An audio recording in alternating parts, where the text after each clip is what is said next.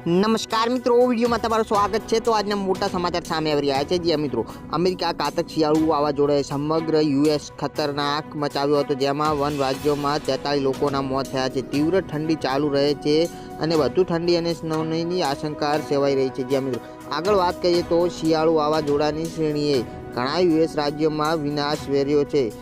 ડઝને લોકો માર્યા ગયા છે, સંપત્તિનો નાશ કર્યો છે અને હજારો લોકો વીજળીના વગરના છે।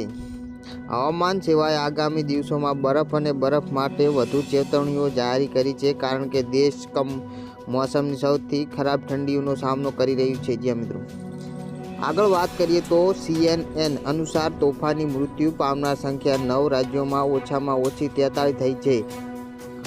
હાઇથર્મિયા, કાર્બન મોનોક્સાઇડ પર ઝેર અને કાર અકસ્માતો જેવા હવામાન સંબંધિત કારણોથી કેટલીક પીડિતો મૃત્યુ પામ્યા હતા।